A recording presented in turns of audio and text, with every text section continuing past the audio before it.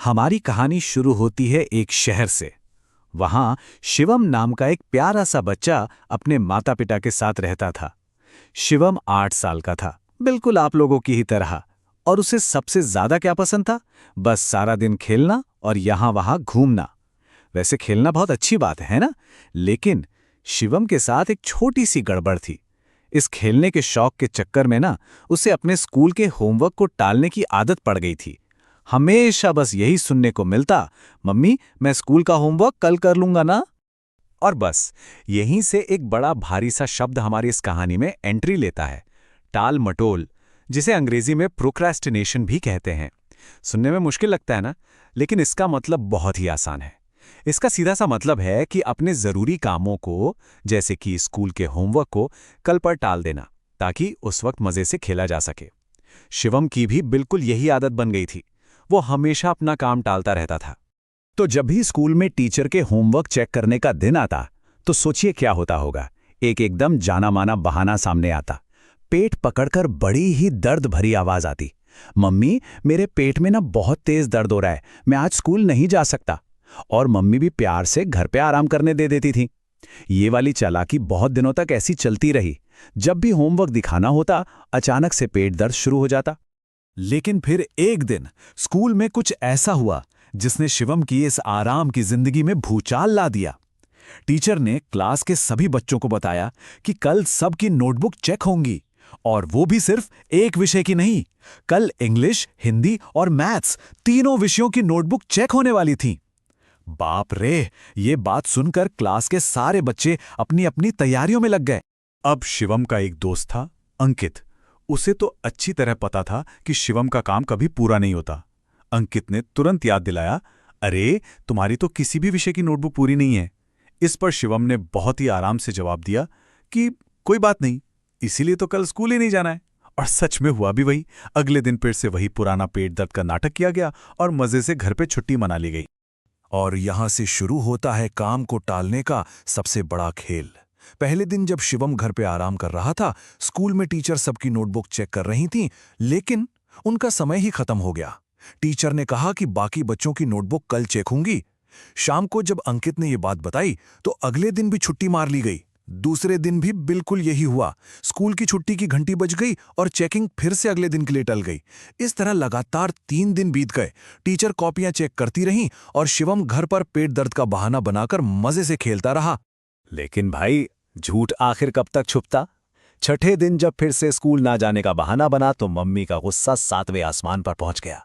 उन्होंने एकदम सख्ती से कहा, मैं पिछले 6 दिनों से देख रही हूं तुम बीमार होने का बहाना बनाते हो और फिर छुट्टी लेकर पूरा दिन अपने दोस्तों के साथ खेलते रहते हो। चोरी पकड़ी गई थी, अब भागने का कोई रास्ता नहीं था।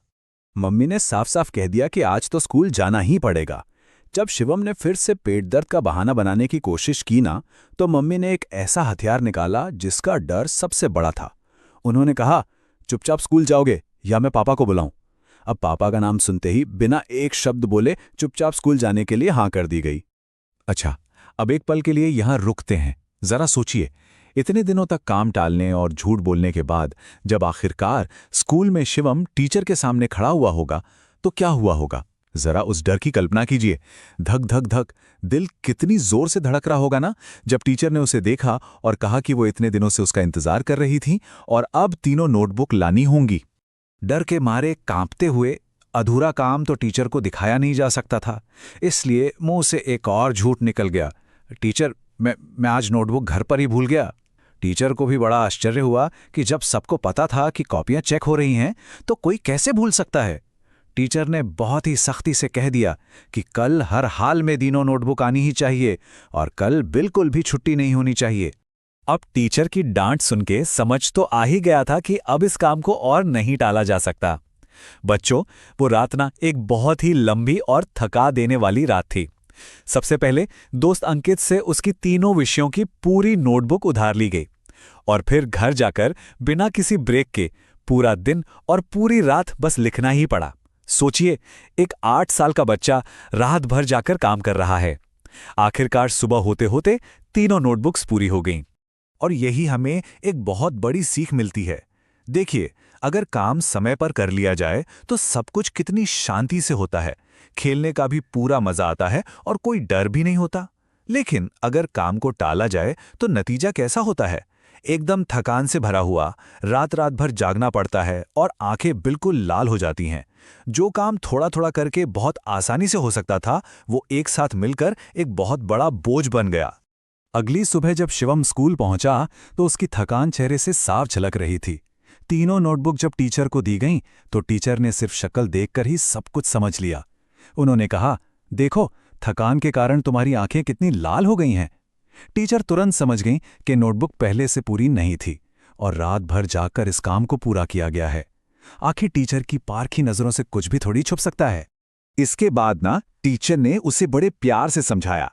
उन्होंने कहा कि हमें हमेशा अपना काम समय पर करना चाहिए, ताकि बाद में हम पर काम का एक बहुत बड़ा पहाड़ ना टूट पड़े। जब हम आज के काम को कल पर टालते हैं ना, तो वो काम खत्म नहीं होता, बल्कि उसका बोझ और भी ज्यादा भारी हो जाता है। और ये एक ऐसी सीख है बच्चों, जो हम सबको हमेशा याद रखनी चाहिए। शिवम को अब अपनी गलती का पूरा एहसास हो गया था। उसने टीचर से माफी मांगी और एक बहुत ही प्यारा पक्का वाला वादा किया। क्या वादा? बदलने का वादा। ये तय किया गया कि अब से कभी भी काम में देरी नहीं होगी और स्कूल का सारा होमवर्क उसी दिन घर आके पूरा किया जाएगा। इस तरह टालम टोल करने की वो बुरी आदत हमेशा के लिए टूट गई। सच में ये एक बहुत ही खुशी भरा अंत था। तो आज की इस कहानी से हमें एक बहुत ही प्यारी और ज़रूरी बात सीखने को मिली।